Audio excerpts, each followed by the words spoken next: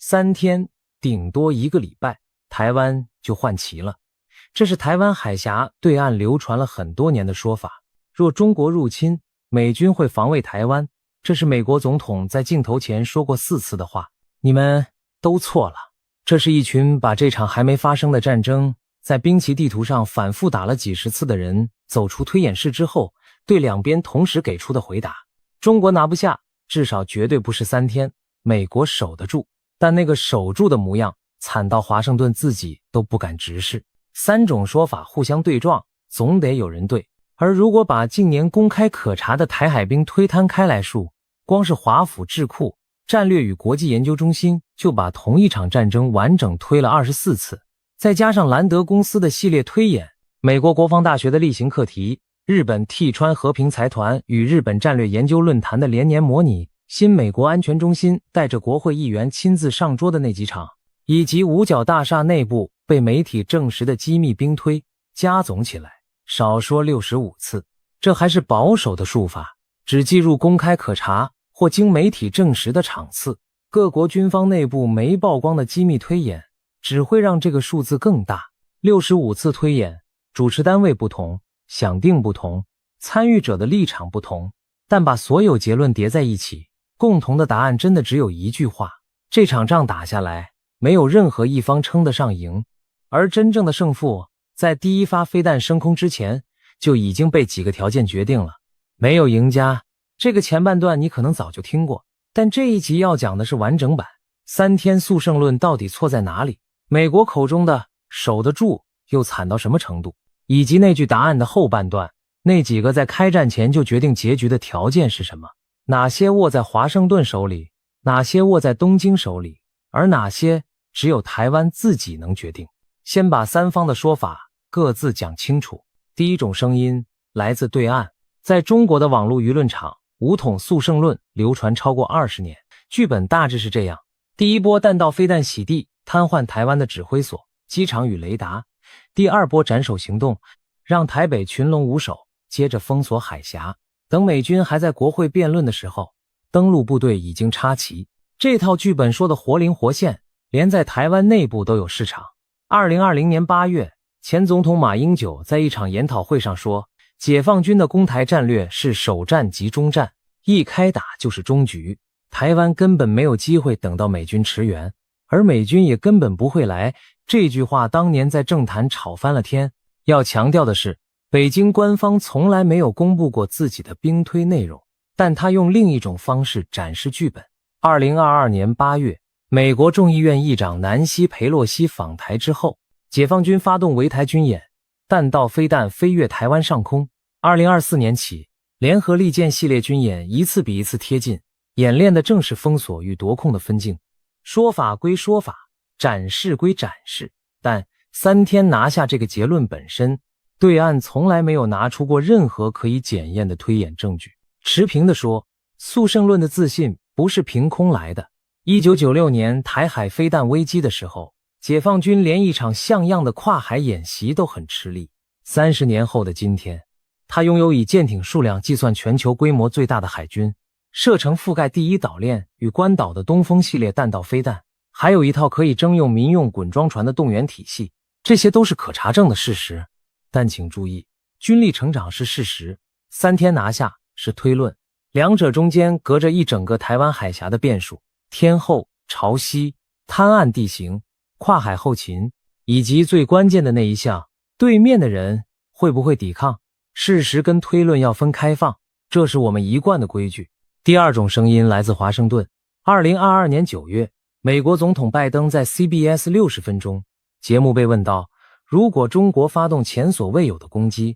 美軍會不會防衛台灣？他回答，會。這是他任內第4次做出類似表態，每一次白宮幕僚都出面澄清政策沒有改變，每一次拜登又再說一次，白宮的主人會換，國會會改選，官方措辭會擺盪，但值得記住的是，兵推桌上的數字從來不隨選舉變動，這也是智庫堅持把賬本攤開的原因。同一時期，美軍高層在國會的證詞把時間表越收越緊。2021年3月，時任印太司令部司令菲利普·戴維森在參議院作證，說中國可能在6年內，也就是2027年之前，具備武力犯台的能力。戴維森窗口從此成為華府的通用詞彙。2023年2月，中央情報局局長威廉·伯恩斯進一步證實，依情報研判，習近平已指示解放軍在2027年前做好攻台準備，但他同時強調，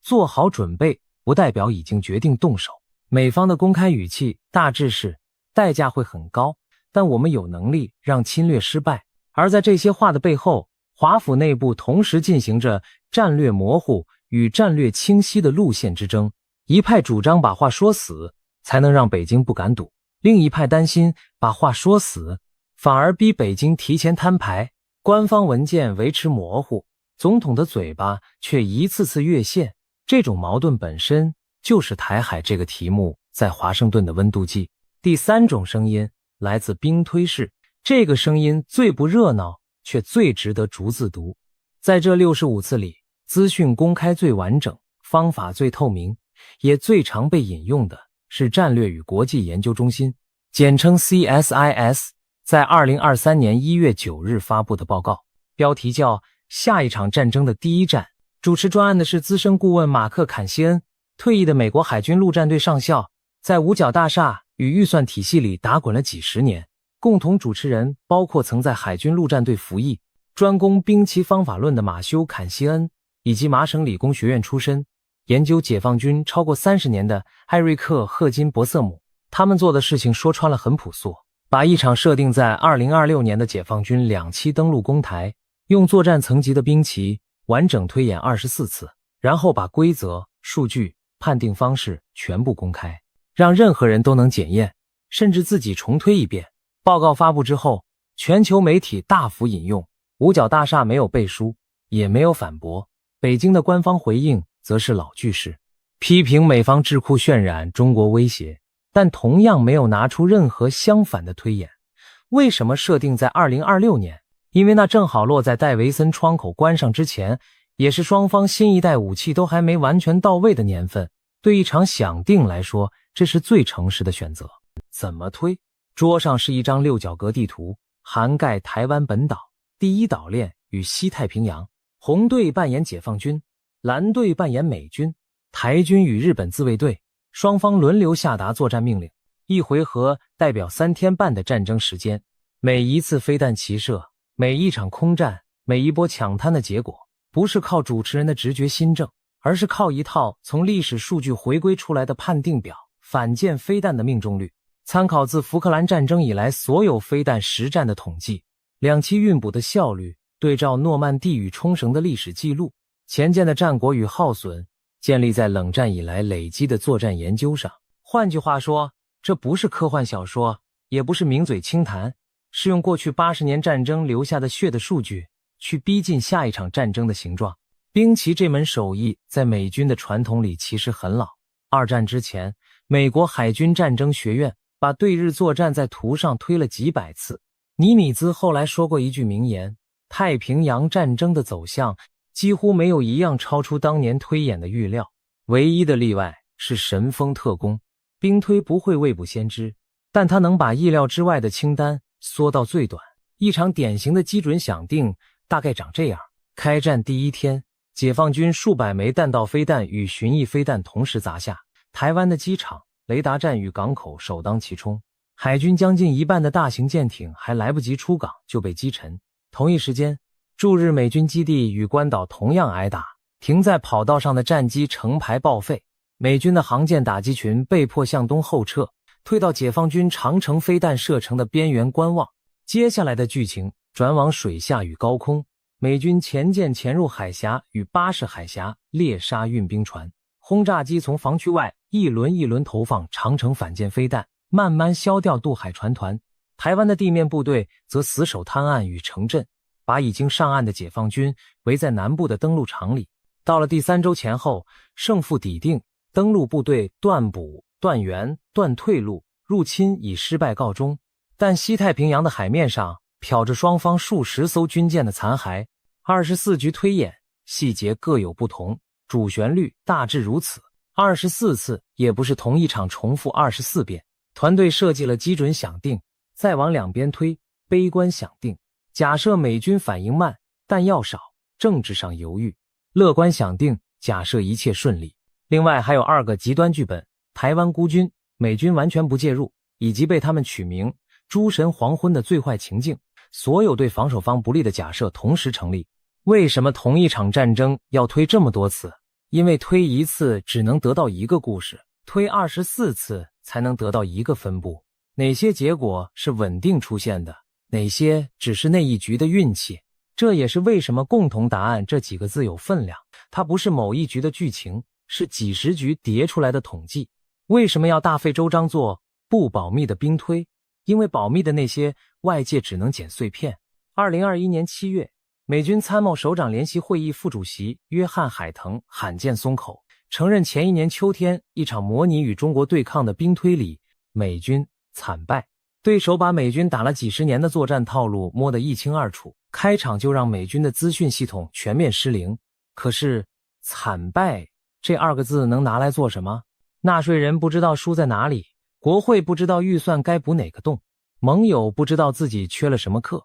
坎西恩團隊的目標就是把下組的算術攤在陽光下，變成所有人都能檢查的算術。這種攤開來的做法後來蔚為風氣。2023年4月，美國眾議院中國問題特別委員會的跨黨派議員親自坐上新美國安全中心主持的兵推桌，扮演決策者，推了一輪台海戰爭。推完之後，多位議員公開表示，印象最深的不是輸贏，而是長城精準彈藥。開戰沒幾天就見底，國會議員自己數過空箱子，預算辯論才會有溫度。日本的替川和平財團同樣連年舉辦推演，結論與美方高度一致，守得住。但日本付出的代價遠超乎日本社會的想象。看到這裡你會發現，這65次兵推真正的功能不是預言家，是照妖鏡。他把每一方最不想面對的短板照出來。美國照出彈藥庫與基地的脆弱，日本照出本土捲入的必然，台灣照出後備與儲備的缺口，中國照出跨海作戰無法回避的天險。照出來才有得補，藏起來只會在開戰那天一次結清。那麼24次推下來，到底推出了什麼？先講共同點，因為共同點才是地基。第一個共同點，在絕大多數想定裡，解放軍的2期入侵失敗了，不是船團在海峽裡被擊沉，就是部隊搶下灘頭後被釘死在南部，補給線斷裂，建制被打散，進不了台北，更拿不下全島。台灣以一個殘破、斷電、被圍困的姿態守住了自治。所謂3天拿下，在24份推演記錄裡一次都沒有出現過，連對防守方最不利的悲觀想定裡都沒有。速勝論在網絡上贏了20年，在判定表上一局都沒有贏過。原因不神秘，跨海2期登陸是軍事史上難度最高的作戰形態。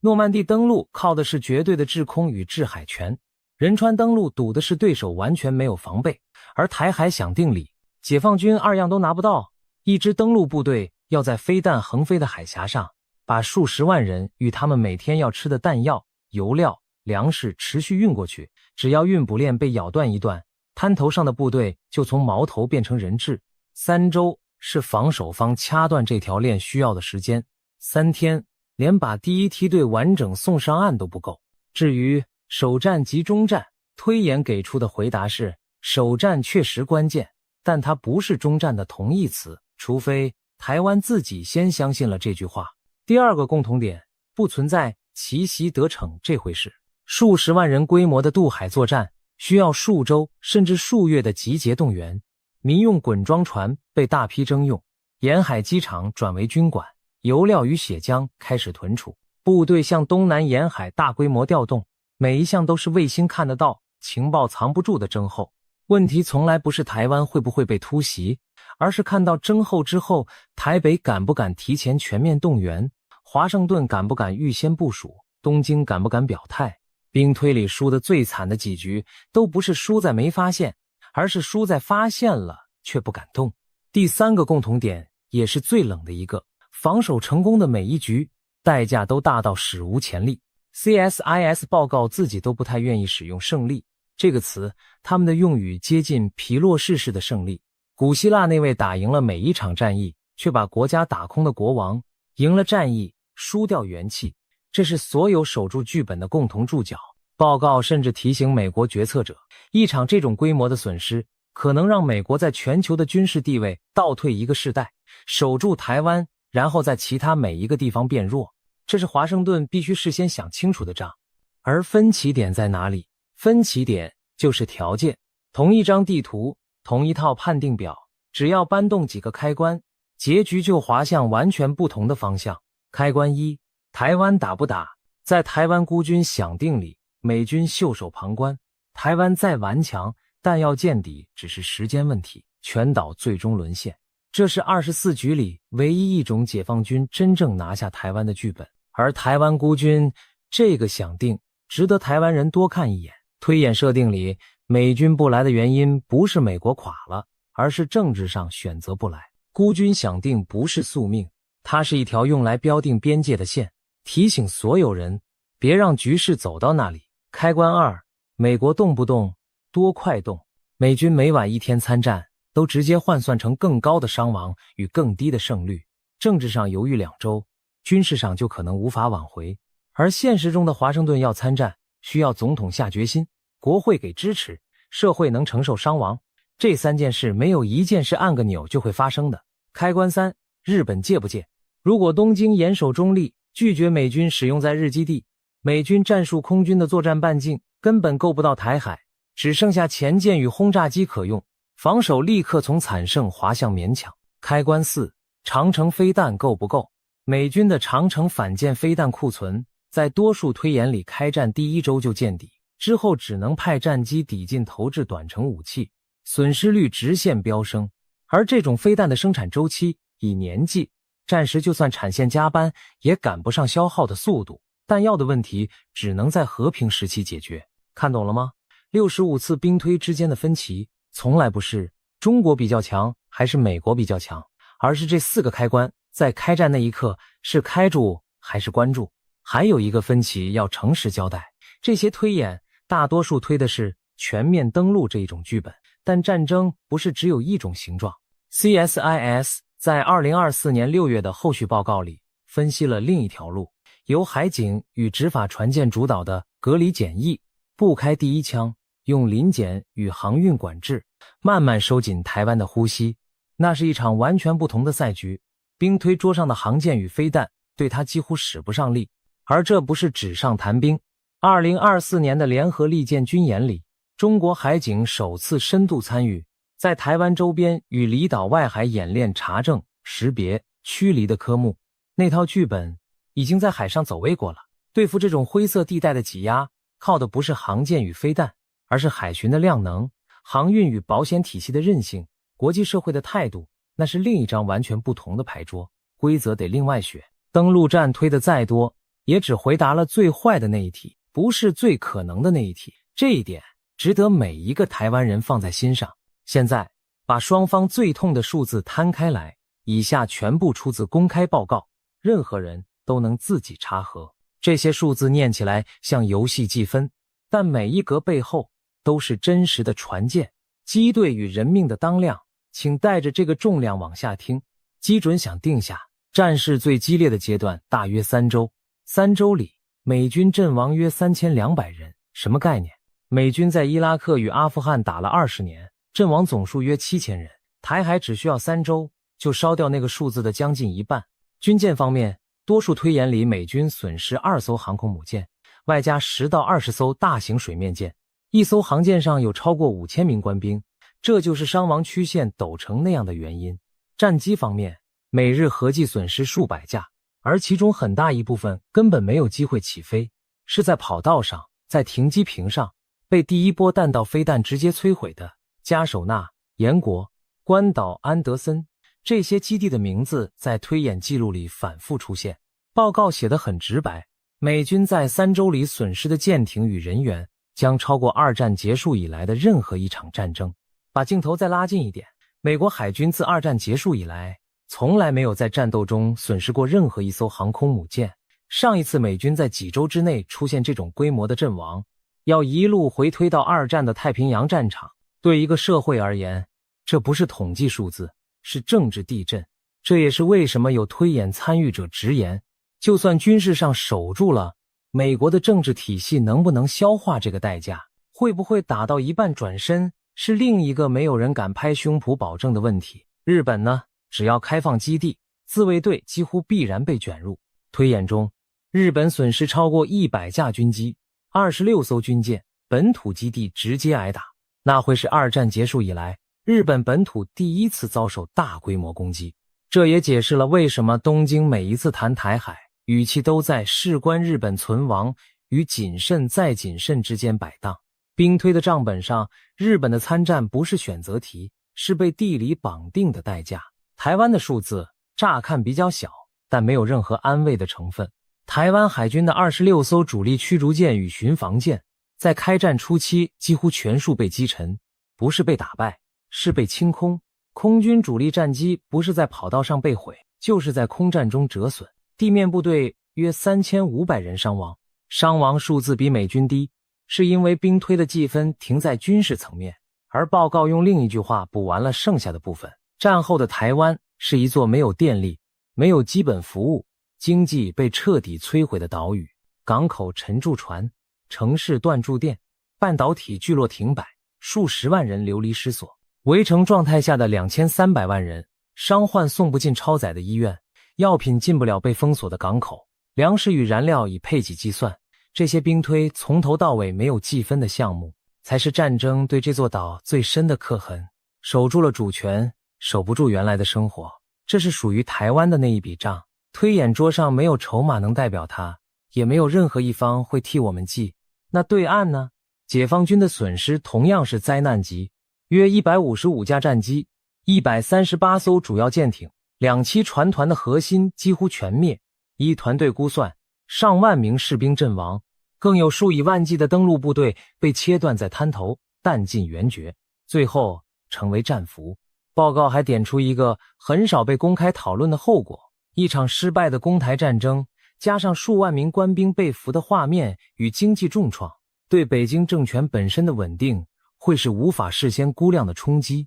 換句話說，對決策者而言，這不只是一場可能會輸的戰爭，是一場輸不起的豪賭。而且別忘了，推演裡的解放軍還是一支沒有實戰經驗的解放軍。他上一次大規模作戰是1979年的中越戰爭，將近50年沒有真正打過仗的軍隊，第一仗就要挑戰人類軍事史上公認最難的科目——跨海2棲登陸。這是所有推演者對紅隊共同的保留，也是判定表上永遠算不準的那一個。而這一切還沒把全球經濟算進去。台海航道承載着全球相當比例的貨櫃運輸，台灣的晶圓代工撐着全球先進製程的絕大多數產能。戰爭一旦開打，不管誰贏，供應鏈的斷裂都會讓每一個大洲一起付賬。各家機構對衝擊規模的估算不一。2024年1月，彭博經濟研究給出的數字是，台海一旦開戰，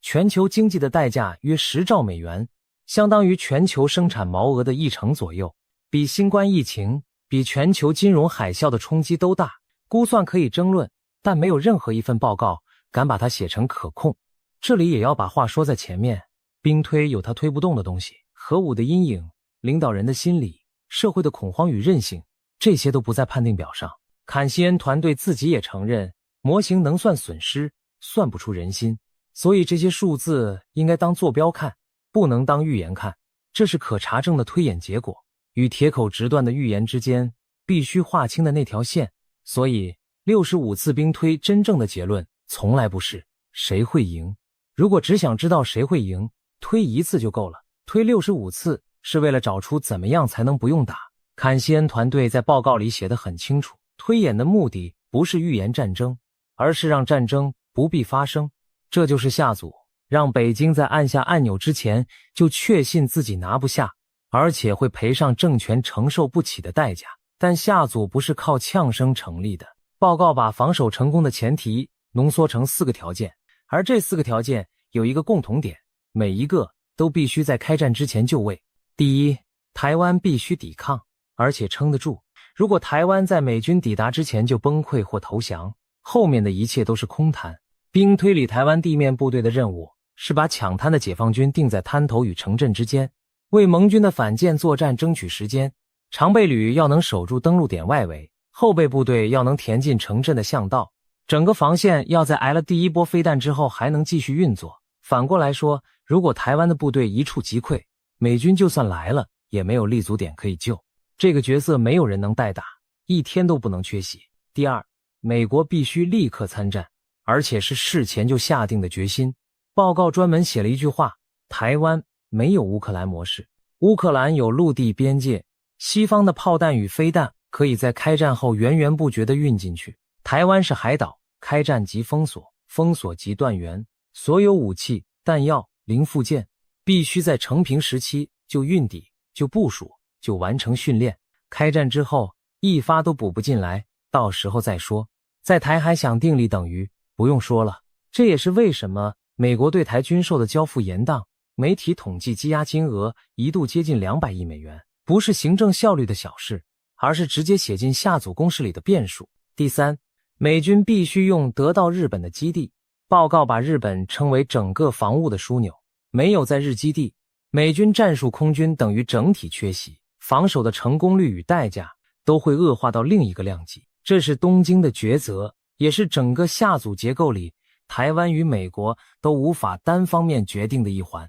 值得記下的是，東京自己顯然也讀懂了賬本。2022年12月，日本內閣通過新版安保3文件，決定把防衛預算朝國內生產毛額 2% 的方向倍增，並且取得對敵基地的反擊能力。這是二戰結束以來日本防衛政策最大的一次轉向，而轉向的理由寫在每一份台海推演的損失欄裡。第四，長程彈藥必須夠。CSIS 在同一個月發布的另一份報告，標題取得毫不客氣，叫戰時環境下的空箱。依當時的庫存與產能推算，美軍的長程反艦飛彈開戰不到1周就會用罄，而轟炸機加上長程反艦飛彈恰恰是24局推演裡擊沉登陸船團的最大功臣。箱子是空的，下組就是空的，產線的速度就是下組的速度。下組說到底是一場心理戰，數字擺在那裡，重點是北京信不信。坎西恩團隊把整份報告連同規則與數據全部公開，有一層用意很少被說破。這份報告的目標讀者從來就不只是華盛頓的國會山莊，也包括中南海。當對岸的參謀在做決策簡報時，不得不把拿不下與政權風險這幾個字寫進評估欄位，下組就已經在工作了。反過來說，如果那4個條件被看破是空的，台灣不備戰，美國補不上彈藥，日本猶豫不決，同一份報告就會從下組的證明變成冒險的邀請函。除了這4個條件，報告還留了幾條建議：基地要加固，要分散，不要再把昂貴的戰機整整齊齊停在跑道上等飛彈，前艦優先，因為水下是美軍在所有推演裡最壓倒性的優勢。水面艦隊要接受開戰初期進不了第一島鏈的現實，還有不要指望關島能置身事外。但請注意，這4個條件的共同時態全部都是開戰前，下組不是開戰後打出來的，是開戰前一磚一瓦累積出來的。這就是那句共同答案的後半段，勝負在第一發飛彈升空之前就已經決定了。65次兵推的其實不是戰爭的過程，是和平的條件。這裡還有一個維度叫時間。戴維森窗口指向2027年，但窗口是能力的窗口，不是決心的時刻表。伯恩斯那句做好準備不等於決定動手，才是理解台海的正確語法。對台灣來說，這反而是最實際的好消息。下組是一場跟時間賽跑的工程，每提前1年把彈藥運進來，把後備練起來，把存量堆上去。對岸決策天平就往再等等，那一側多壓1分。戰爭沒有倒數計時器，真正在倒數的從來都是準備。最後把鏡頭拉回我們自己的島，4個條件裡，美國參戰的決心在華盛頓的橢圓形辦公室，基地的鑰匙在東京的內閣會議，彈藥的產線在美國軍工體系的排程表上。但整份報告的第一個條件，那個所有條件的前提在台灣。台灣能決定的第一個變數是抵抗的意志。65次兵推全部有一個寫進響定卻最常被忽略的預設：台灣願意打。這個變數用軍購買不到，用同盟補不來，也沒有任何判定表能推演它，它只存在於2300萬人的共識裡。反過來說，北京的算盤如果哪一天真的打錯，最可能的原因不會是低估了美軍航艦，而是誤信了台灣不會抵抗這個假設。速勝論真正的地基從來不是飛彈的數量，而是對台灣人心的一場豪賭。也因此，這座島上每一次關於役期的辯論，每一次國防預算的表決，每一場全民防衛的演練，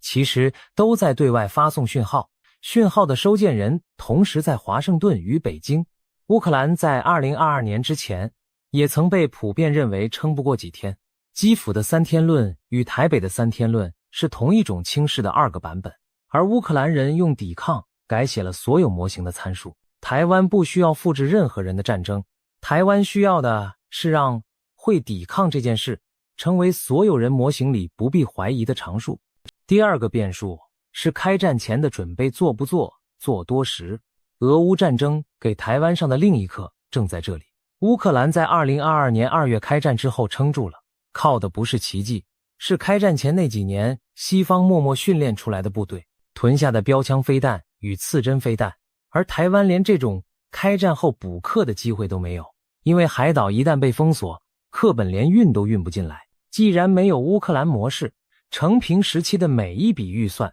每一次演習就都是戰略決定。這幾年的變化其實都對得上兵推開出的清單。2022年1月1日，國防部全民防衛動員署掛牌成立。2022年12月27日，政府宣布義務役役期自2024年起恢復為1年，新制教育召集拉長到14天。2024年6月，總統府宣布成立全社會防衛韌性委員會，把民防、關鍵基礎設施與物資儲備拉上國安層級。2025年，漢光41號演習首次拉長為10天9夜，城鎮韌性與無劇本對抗第一次成為主軸。同一年，政府編印的全民安全指引手冊開始發送到全國家戶，教的就是停電、斷網、疏散這些最不浪漫的科目。不對稱武器上，首批海馬斯多管火箭系統已在2024年運抵台灣，岸置反艦飛彈持續到位。